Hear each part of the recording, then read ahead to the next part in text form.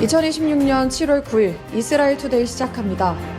불과 얼마 전까지만 해도 미국과 이란이 협상에 나서면서 중동에도 긴장이 완화되는 것 아니냐는 전망이 나왔습니다.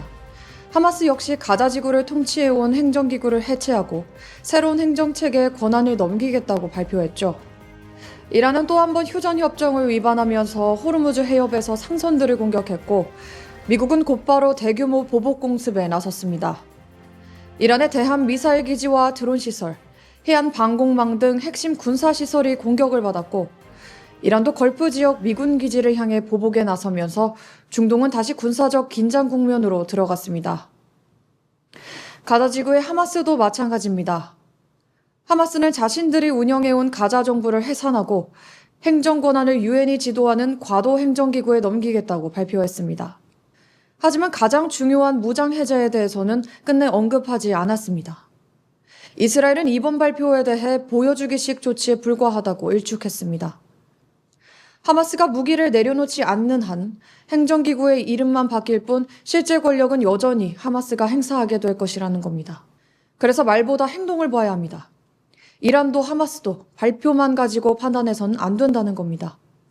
왜냐하면 그들은 과거에도 지금도 거짓말을 일삼는 행보를 보여주고 있기 때문이죠. 이런 가운데 이스라엘은 10월 7일 하마스 테러 이후 전쟁 1000일이라는 상징적인 시점을 맞았습니다. 2023년 10월 7일 이후 1000일 동안 이스라엘은 완전히 다른 나라가 됐습니다. 여전히 전쟁은 끝나지 않았고 이스라엘은 국가 전략 자체를 바꿨습니다. 미국 의존도를 줄이며 자주 국방을 강화하고 있고 자체 무기와 탄약 생산을 빠르게 늘리고 있습니다. 이제는 국제사회의 눈치를 보기보다 필요하면 스스로 싸울 수 있는 국가로 체제를 바꾸고 있는 것입니다. 경제도 예상과 달랐습니다. 이스라엘의 텔아비브 증권거래소는 전쟁 속에서도 강한 상승세를 이어가며 세계 투자자들은 여전히 이스라엘의 회복력과 장기적인 경쟁력을 높게 평가하고 있습니다. 정치권의 분위기도 달라지고 있습니다. 네타냐후 총리는 국민과의 대화에서 가자지구 유대인 정착촌 재건 가능성을 완전히 배제하지 않는다고 밝혔습니다. 과거에는 상상하기 어려웠던 이야기들이 이제는 실제 정책 논의의 중심으로 올라오기 시작한 겁니다. 반면 이란에서는 더욱 강경한 움직임이 나왔습니다. 이란 혁명수비대 계열에서는 트럼프 대통령과 네타냐후 총리에 대한 암살을 공개적으로 촉구했습니다. 이들은 이를 종교적 의무라고 주장하며 현재 진행 중인 휴전 협상도 미국의 시간 벌기 전략에 불과하다고 비난했습니다.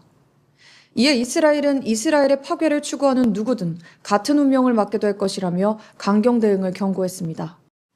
한편 이란 내부에서도 심상치 않은 변화가 감지되고 있습니다.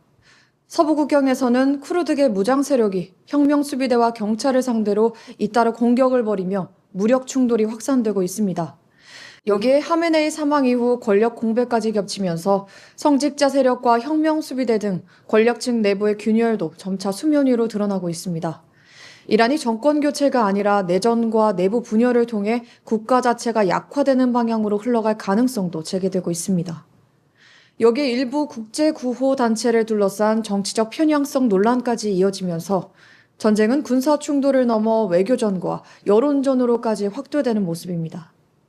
최근 NGO 모니터는 국제의료구호단체, 국경 없는 의사회 내부의 반유대주의와 반이스라엘 성향이 조직적으로 자리 잡고 있다는 보고서를 공개했습니다. 전직 사무총장과 유대인 직원들의 증언, 내부 대화 내용 등을 근거로 인도주의를 내세우는 국제기구들조차 정치적 편향에서 자유롭지 않다는 주장이 제기된 것입니다. 결국 이번 주 중동은 중요한 변곡점을 맞고 있습니다. 이란은 군사적 압박을 이어가고 있고 하마스는 전후 질서의 주도권을 놓지 않으려 하고 있습니다. 반면 이스라엘은 전쟁 이후를 내다보며 국가 전략 자체를 새롭게 설계하기 시작했습니다. 이제 중동의 핵심은 전쟁이 끝날 것인가가 아니라 전쟁 이후 누가 어떻게 새로운 질서를 만들 것인가로 옮겨가고 있습니다.